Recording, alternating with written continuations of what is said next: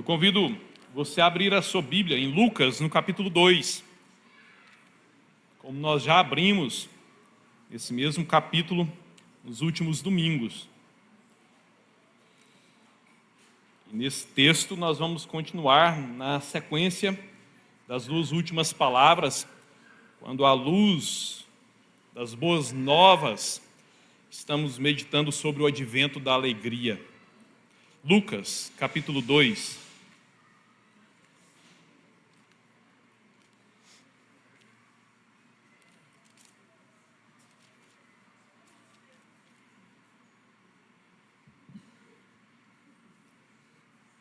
Com a sua Bíblia aberta aí, nesse texto, ore ao Senhor mais uma vez.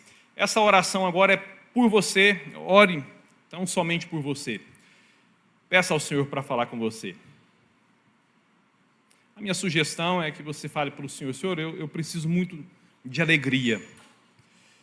Esse texto nos apresenta a fonte da verdadeira alegria, por isso eu quero que o Senhor fale comigo, Santo Deus, que o Senhor me ilumine, que o Senhor me oriente, que o Senhor revele para mim os meus próprios enganos, onde eu próprio tenho me enganado, quando eu erroneamente coloco o meu coração em outras coisas, projetando em outras coisas a alegria, e assim eu me traio, assim eu desonro o Senhor e me faço infeliz, mas que, Senhor, que essa palavra do Senhor me chame mesmo a colocar o meu coração na fonte certa, na pessoa certa. Ore assim ao Senhor nesse momento.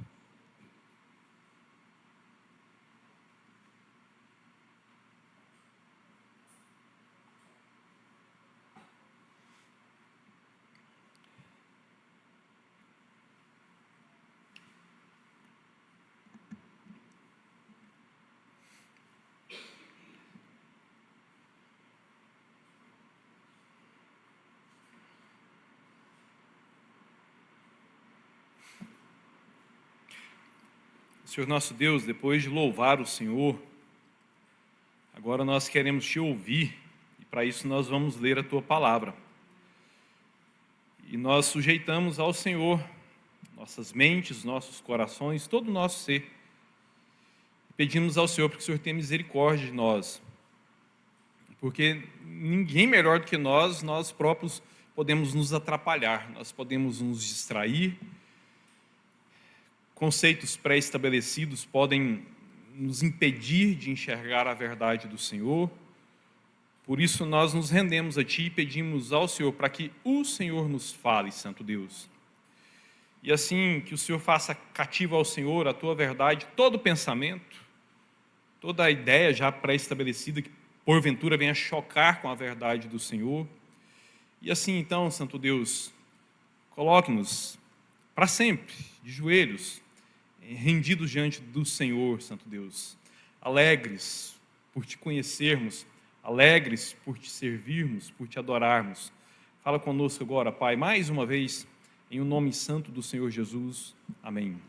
A palavra do Senhor que se encontra no Evangelho segundo Lucas, no capítulo 2. Leio com os irmãos a partir do versículo 1. E aqui o Senhor nos fala assim: Naqueles dias, César Augusto publicou um decreto ordenando o recenseamento de todo o Império Romano. Este foi o primeiro recenseamento feito quando Quirino era governador da Síria. E todos iam lá para suas cidades natais a fim de alistar-se. E assim, José também foi da cidade de Nazaré, da Galiléia, para a Judéia, para Belém, cidade de Davi, porque ele pertencia à casa e à linhagem de Davi. Ele foi a fim de alistar-se com Maria, que lhe estava prometida em casamento, e esperava um filho. Enquanto eles estavam lá, chegou o tempo de nascer o bebê. E ela deu à luz o seu primogênito. Envolveu-o em panos e o colocou numa manjedoura, porque não havia lugar para eles na hospedaria. Havia pastores que estavam nos campos próximos e, durante a noite, eles tomavam conta dos seus rebanhos.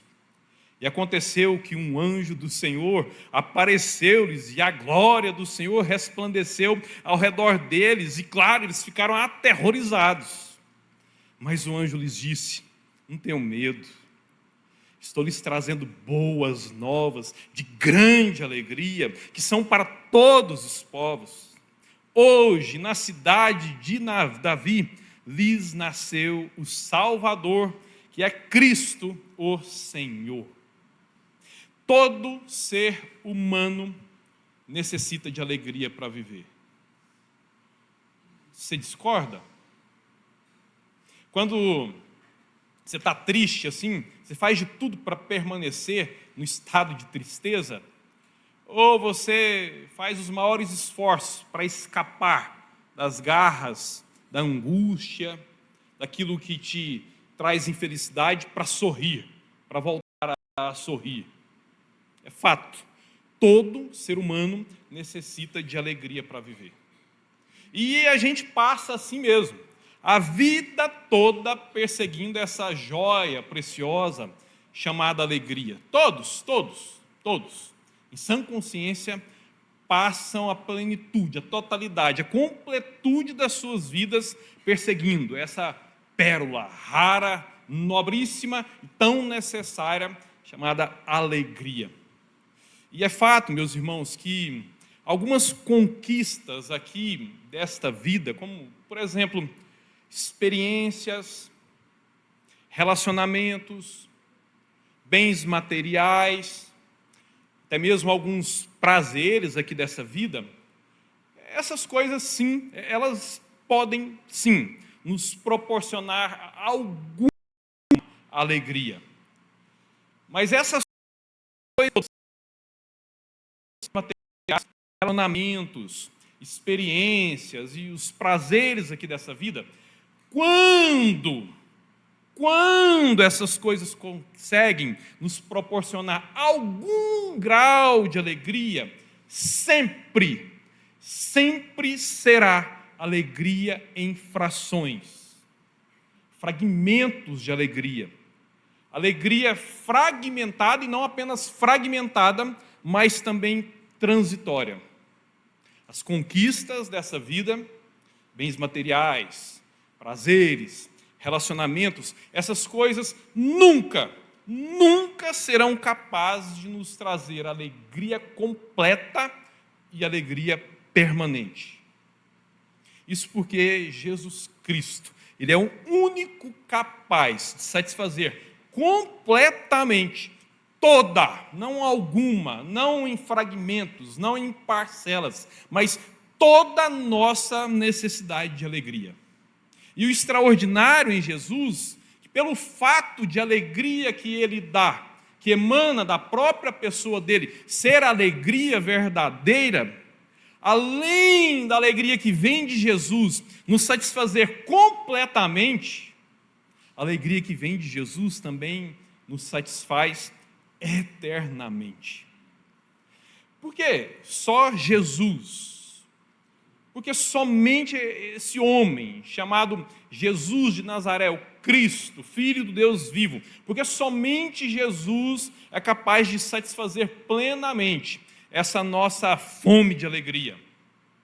Você se lembra, ainda lá na cantata, que nós meditamos em Lucas 1 e 2, e lá nós afirmamos que os capítulos 1 e 2 do Evangelho de Lucas estão entre os capítulos mais alegres da Bíblia.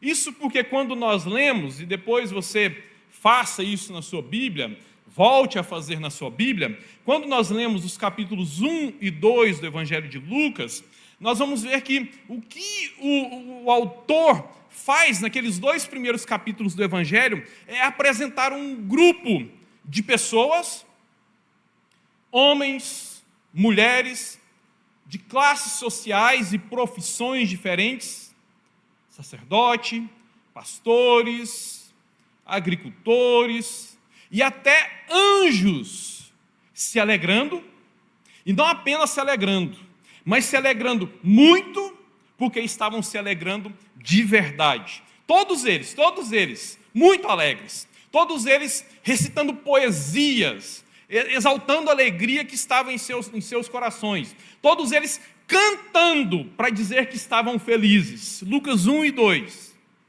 E algo une Todas essas pessoas, Simeão, Ana, Isabel, o próprio José, Maria, os pastores, os anjos ali, algo une eles naquela mesma história.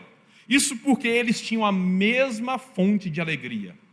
Não é que Isabel ela estava feliz por causa daquilo, e os anjos se alegravam por outro motivo, e o Simeão estava festejando por uma outra fonte de satisfação. Não. Todas aquelas pessoas, juntamente com aqueles seres angelicais, e era uma multidão numerosa de anjos, todos eles estavam verdadeiramente, abundantemente alegres por causa de uma única fonte. E não tinha nada a ver com bens materiais, não tinha nada a ver com as nossas conquistas humanas, terrenas, não tinha nada a ver com as coisas que surgem aqui desse mundo e desta vida. É a alegria que veio de fora, porque esse mundo é escuro, esse mundo ele estava em plenas trevas, quando então para esse mundo de fora veio a fonte daquela plena e abundante, verdadeira satisfação de todos eles ali. E a fonte abundante e verdadeira de alegria para todos eles não eram coisas, não eram experiências, não eram sensações, mas era uma pessoa. Isso porque todos eles e cada um deles tiveram um encontro com o Senhor Jesus. Ainda que quando ali Jesus, numa parte da história, estivesse apenas no ventre da sua mãe, quando Isabel se alegrou, e quando João Batista, ainda no ventre da sua mãe, saltou também de alegria, e em outros momentos, quando ele ainda era um recém-nascido, nos braços da sua mãe, de Simeão e das pessoas que o acolheram ali. Todos verdadeiramente, abundantemente alegres, porque tiveram um encontro com uma pessoa, a pessoa do Senhor Jesus. Mas quando nós, ao longo desses 3 domingos, estamos falando sobre o advento da alegria, chegou então o momento de nós definirmos o que é então essa joia rara, o que é então essa pérola tão preciosa, essa tal alegria. Nós já sabemos qual é a fonte dela, mas o que é ela em si? O que é alegria?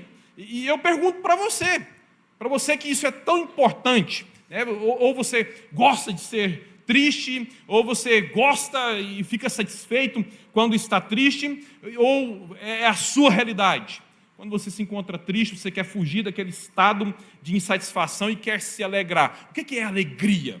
O que então de fato é essa joia tão preciosa? Como é que você definiria esse bem tão precioso para a criação chamado alegria? Eu acho que alegria entra no campo daquelas coisas para as quais nós respondemos. Eu sei o que é, eu só não sei explicar. Quantos comigo assim? Eu sei o que é alegria. Eu quero demais alegria, mas eu não sei explicar direito não. Pois bem, para responder essa pergunta, o que é alegria de fato e de verdade, existem vários conceitos nos vários ramos do saber. Você poderia ir para as muitas filosofias, para os muitos campos do saber humano, e em quase todos eles você vai encontrar alguma resposta para o que significa alegria. Qual o sentido? O que é isso? Como é que eu defino essa palavra alegria? Mas nós estamos aqui, né, num culto evangélico, estudando a palavra de Deus, somos discípulos de Jesus, e nós não estamos falando sobre uma alegria com A minúsculo. Nós estamos falando sobre alegria com A maiúsculo, sobre a única e verdadeira alegria. E aí então nós sabemos que nesses outros muitos campos dos saberes humanos nós não vamos encontrar a resposta certa. A resposta certa vem da fonte da verdadeira alegria, e é a sua palavra que melhor nos traz a resposta para nós definirmos o que é essa tal alegria. E assim então, quando nós olhamos para a totalidade da palavra de Deus, e vamos lá para quando essa palavra foi escrita, aqui no texto de Lucas, e ela apareceu também em textos no Antigo Testamento, então nós vamos ver que quando a palavra ali redigida pela pena inspirada pelo Espírito Santo, né, dos autores bíblicos, e a forma com que aqueles primeiros ouvintes lá, há 2000 anos atrás, ouviram e entenderam o sentido de alegria, naquela cultura do texto bíblico era: alegria é o estado em que se encontra quem está plenamente satisfeito. Importante isso aqui. Porque pode ser que você esteja chamando algumas coisas de alegria que não é alegria de verdade. Pode ser que você esteja nominando algumas coisas de alegria que não é alegria. Porque alegria, no conceito do autor da alegria, da fonte de alegria, alegria conforme nos é apresentada pela palavra do Todo-Poderoso alegria é o estado em que se encontra quem está plenamente satisfeito. Guardou aí? Alegria é o estado em que se encontra quem está plenamente satisfeito.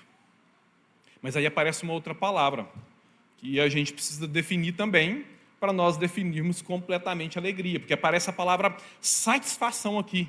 Se alegria é o estado de quem se encontra plenamente satisfeito, como é que é uma pessoa satisfeita? Como é que eu devo estar para eu saber assim, não, hoje eu estou satisfeito? Não, aquela experiência que eu tive ali me deixou satisfeito. Aquela foi uma fase da vida em que eu estava assim, me sentindo satisfeito mesmo, e por isso eu estava alegre. E assim, então, a satisfação, né, ela é um estado em que se encontra quem tem o que precisa na medida certa. Então, o que é a satisfação plena, a satisfação verdadeira? Uma pessoa, como é que a pessoa precisa estar para ela se definir como satisfeita? Satisfação é o estado em que se encontra quem tem o que precisa na medida certa. Então, alegria é o estado em que se encontra quem está plenamente satisfeito, e satisfação é o estado em que se encontra quem tem o que precisa na medida certa. Logo, quem tem o que precisa na medida certa, fica satisfeito e, consequentemente, alegre. Quem tem o que precisa na medida certa, fica satisfeito e, consequentemente, alegre. Sou meio filosófico assim, né? Mas então vamos pensar aqui numa história prática, que é a história de todos nós, para nós entendermos como é que isso aqui acontece na prática. E para isso, então, vamos lá na nossa origem, lá na criação do homem, quando nós viemos à existência. Você se lembra que o homem ele foi criado lá num estado de satisfação plena? Ou você acha que Deus cria o homem ali do pó da terra, molda, né, a massa, põe, sopra no nariz do homem o fôlego de vida, e o homem já está assim, não, para que Deus me criou? E nasce um homem rabugento, assim, rabugento, igual a muitos de nós, resmungão, reclamando, estava tão bom não existir, credo, não, aí eu vi que, não, que bicharada, cruz, olha lá, está começando a brotar as plantas, eu vou ter que cultivar isso aqui tudo, né? Sentindo falta das coisas, sentindo escassez. Não, ele sente naquele primeiro momento falta de uma companhia humana. E de imediato, sem que ele próprio constate isso, é o próprio autor da vida que de propósito lhe supra essa necessidade de lhe dar a mulher, e ali eis a humanidade plena.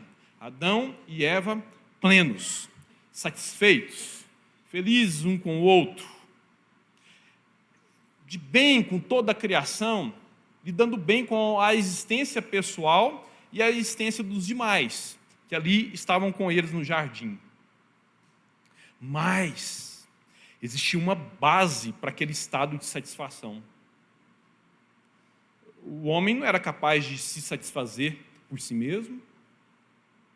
Eva não era capaz de satisfazer plenamente o homem, nem o homem a mulher. A criação por si só não era capaz de satisfazer plenamente essa nova raça criada. Não.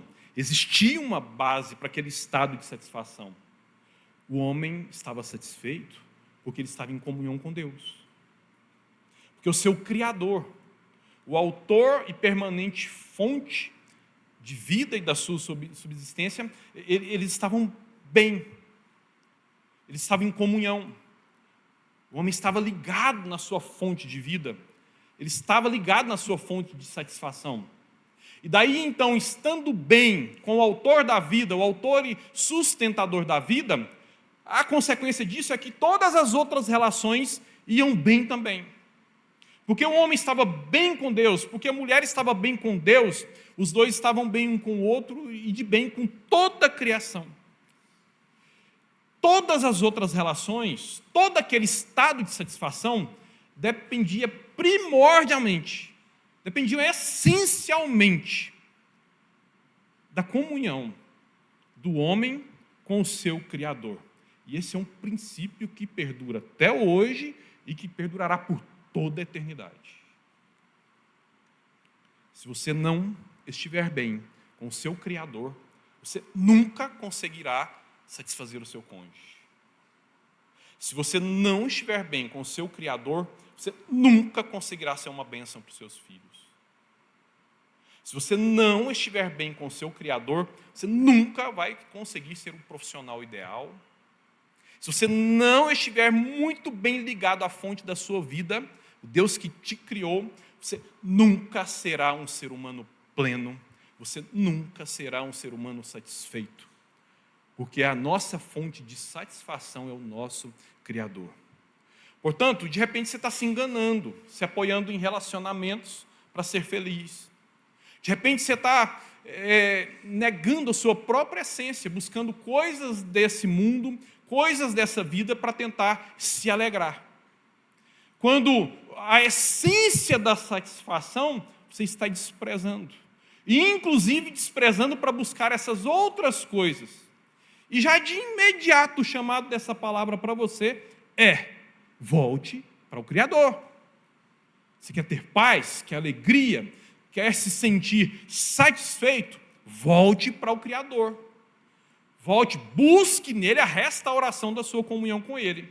E a partir da sua comunhão com ele, estado de satisfação plena e, consequentemente, de alegria se restaurará na sua vida, e não há plano B, não há atalhos, não há uma segunda possibilidade. Você precisa se reconectar novamente com o Criador para você se sentir satisfeito e, consequentemente, alegre. E esse estado de satisfação plena, ter o que o homem ali precisava na medida certa, proporcionavam ali para Adão, para Eva, a verdadeira e abundante alegria. Os dois eram alegres, estavam alegres, porque se encontravam regularmente com o Criador. Porque o Criador regularmente os visitava na virada do dia, e eles tinham comunhão com aquele que os criou.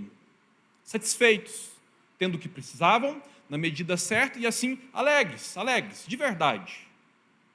E continuariam assim, teriam continuado naquela condição para todo sempre, se não tivessem se afastado da fonte da vida, se não tivessem rompido os laços com o seu Criador. Mas nós conhecemos a história, e o homem caiu em pecado, e como nos diz o próprio Senhor, os nossos pecados fazem separação entre nós e o nosso Deus, e ao pecar o homem se afastou de Deus. E ao se afastar de Deus, o homem perdeu todas as suas capacidades relacionais. E assim, então, todas as estruturas relacionais ruíram a partir da quebra da sua comunhão com o Todo-Poderoso. Imediatamente, o homem passou a ter escassez e desequilíbrios. Quando ele quebra a sua comunhão com o provedor da vida para si, o homem passou a ter escassez e desequilíbrios. As coisas de que o homem necessita para viver, ele passou a ter ou em falta ou em excesso. Veja bem, não são somente as faltas que nos prejudicam. Por exemplo, a gente ouve os relatos dos nossos avós, dos nossos bisavós, e eles relatam que o tempo da infância deles, lá dos nossos avós, eram tempos difíceis.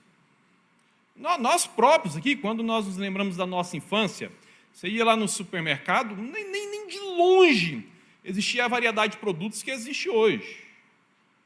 Danone chama Danone porque só tinha Danone, e é uma marca. Gillette chama Gillette porque é uma marca, mas só tinha a lâmina de barbear produzida pela Gillette. E como você tinha os detentores da produção, eles tinham controle absoluto sobre o preço, porque não existia disputa, não existia, né, essa corrida aí do mercado.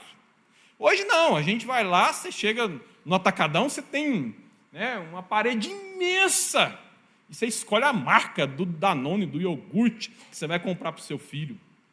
E por causa da disputa do mercado, você tem variedades imensas de preço de uma marca para outra. No tempo dos nossos avós, se na nossa infância as coisas eram limitadas, no passado ainda mais.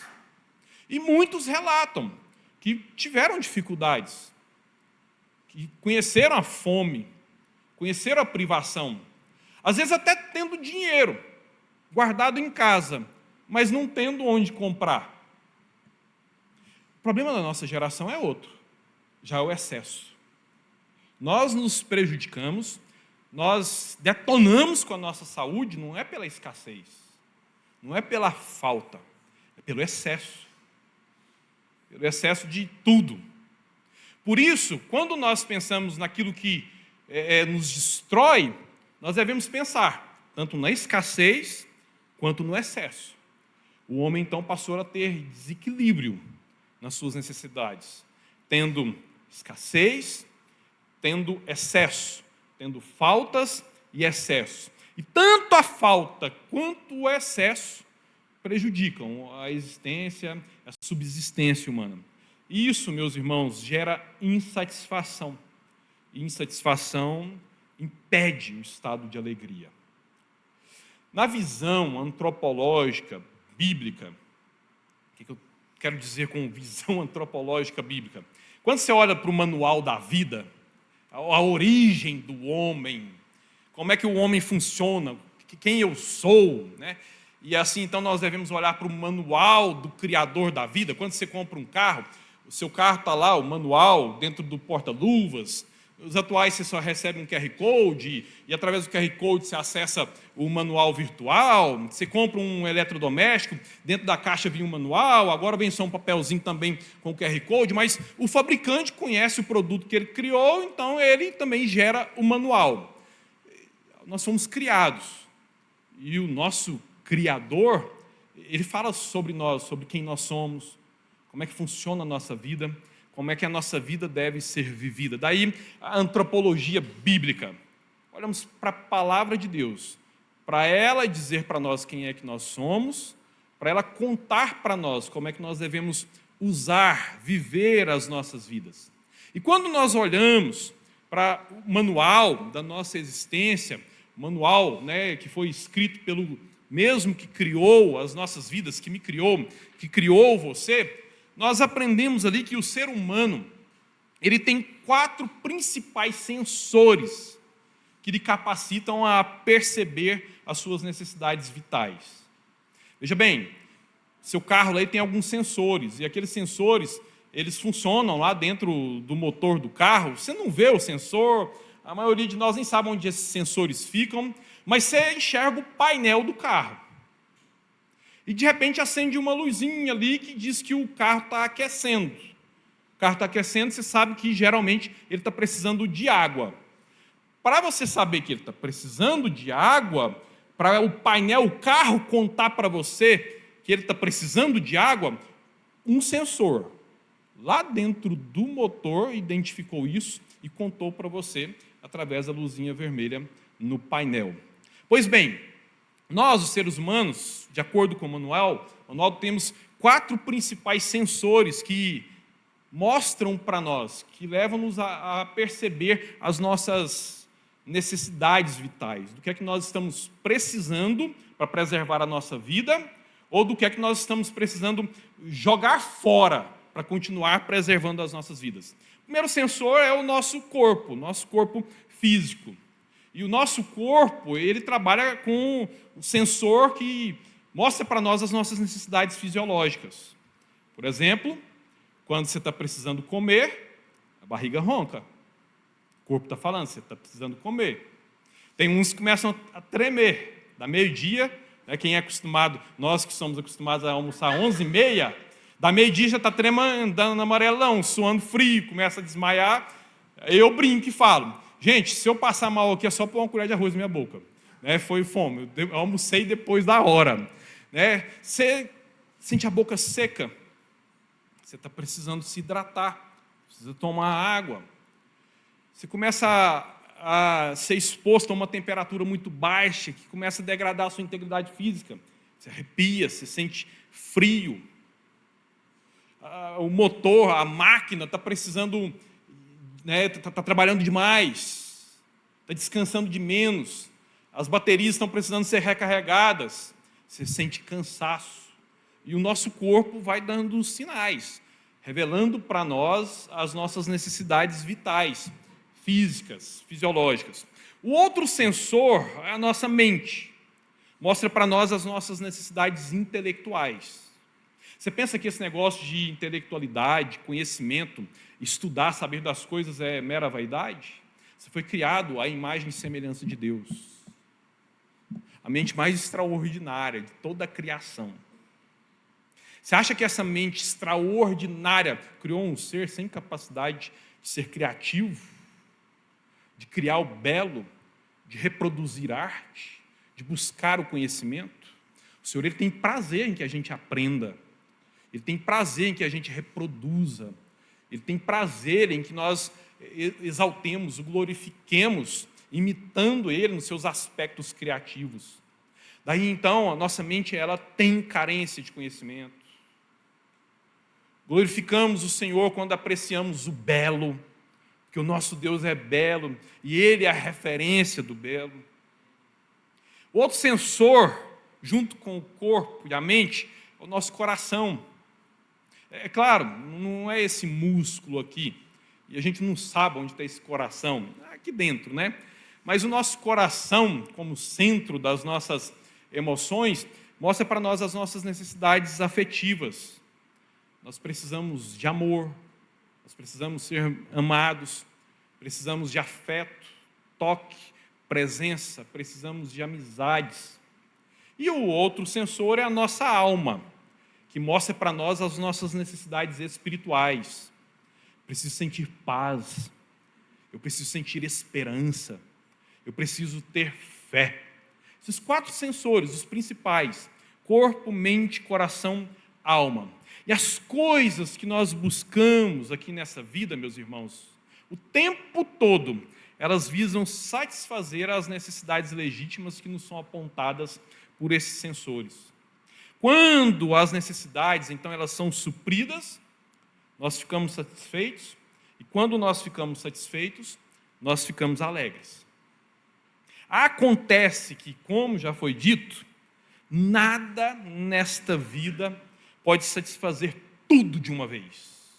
Nada nessa vida pode satisfazer ao mesmo tempo as necessidades do meu corpo, da minha mente, do meu coração, da minha alma. Nada, a não ser uma pessoa, o Senhor Jesus Cristo. E porque só Jesus, Ele pode satisfazer plenamente essa nossa carência de alegria. Para responder essa pergunta, vamos pensar aqui um pouco na relação entre pastor e ovelhas lá nos tempos bíblicos. O estado de satisfação e, portanto, de alegria das ovelhas, conforme nos descreve a palavra do Senhor, é que as ovelhas estejam em pastos verdes, águas tranquilas. Para elas chegarem até os pastos verdes, as águas tranquilas, elas precisam de direção, porque elas não sabem chegar lá sozinhas. E para elas chegarem lá, elas precisam de proteção, porque existem muitos inimigos no caminho. Então, o estado de satisfação e de alegria das ovelhas é pastos verdes, águas tranquilas, direção e proteção. E lá no Salmo 23, Jesus, Ele é o pastor que guia as suas ovelhas para os pastos verdes, para as águas tranquilas, e quando elas precisam passar pelos inevitáveis vales da sombra da morte, Ele sempre está presente, protegendo elas com sua vara, com o seu cajado. E o mesmo Davi que escreveu o Salmo 23, trazendo à tona a sua própria experiência de pastor de ovelhas, para ilustrar a relação com Jesus, a nossa relação com Jesus, ele também declarou lá no Salmo 103, bendiga ao Senhor a minha alma, bendiga ao Senhor todo o meu ser, bendiga ao Senhor a minha alma, não esqueça de nenhuma de suas bênçãos. Ele, o Senhor, é quem enche de bens a sua existência, de modo que a sua juventude se renova completamente, plenamente. Paulo, meus irmãos, ele foi pastoreado por Cristo desde a sua conversão. E olha o que ele declarou lá em Filipenses 4:12, quando ele estava refletindo sobre as suas muitas lutas ministeriais. Mas ao contrário de exaltar as suas muitas lutas ministeriais, ele preferiu exaltar o que lhe conservava vivo e vitorioso em luta. E ele então declarou: eu aprendi o segredo de viver contente em toda e em qualquer situação. Na privação, numa perspectiva humana, ou na abundância, também numa perspectiva humana. Mas independentemente daquilo que eu esteja passando aqui nesta vida, eu já aprendi o segredo de viver contente em toda e em qualquer situação. Essa palavra contente, usada aqui por Paulo, autarquês, significa estar alegre por estar satisfeito. Estar alegre por estar satisfeito. Eu aprendi a viver alegre por estar satisfeito em toda e em qualquer situação. Ou seja, Paulo estava declarando: o Senhor supre todas as minhas necessidades reais. E quando Paulo estava ali sofrendo muito, com aquele espinho na carne, que levou ele a ponto de pedir a sua própria morte, a resposta do Senhor para ele foi: a minha graça te basta, Paulo. A minha graça, ela é completamente suficiente para você. Mesmo quando alguma coisa está doendo aí, a minha graça é completamente suficiente para você, porque eu supro as suas reais necessidades. Cristo, meus irmãos, lhe dava pastos verdes, águas tranquilas, direção e proteção. Então, porque só Jesus pode satisfazer plenamente a nossa fome de alegria, porque somente Jesus é o único capaz de satisfazer todas as nossas reais necessidades. Por exemplo, as necessidades do nosso corpo. Ele multiplicou pães, curou enfermos, ressuscitou mortos, continua nos curando e proporciona o pão nosso de cada dia. As necessidades da nossa mente. Quem na história, em sã consciência, pode negar os benefícios do ensino de Jesus? Lembra do que Mahatma Gandhi declarou? O Sermão do Monte, pregado por Jesus, é tão extraordinário que se perdesse todos os outros escritos da humanidade, mas não se perdesse o Sermão do Monte, nada teria se perdido. Os ensinos do Cristo mudaram a história e influenciaram o mundo, porque a sua palavra é luz para toda a vida. Ele satisfaz completamente as carências da nossa mente. As necessidades do nosso coração, ele próprio em pessoa é amor e nos chama para sermos seus amigos. As necessidades da nossa alma, ele é o único capaz de nos reconciliar com Deus Pai, satisfazendo assim então toda a nossa carência de paz, de esperança e de vida eterna. Porque só Jesus pode satisfazer plenamente a nossa fome de alegria, porque um só encontro com Jesus satisfaz completa e eternamente as nossas maiores necessidades. Porque Jesus sozinho, e somente Jesus, é ao mesmo tempo pão, água, caminho, verdade, amor, ressurreição e vida. Feche seus olhos, reflita sobre isso.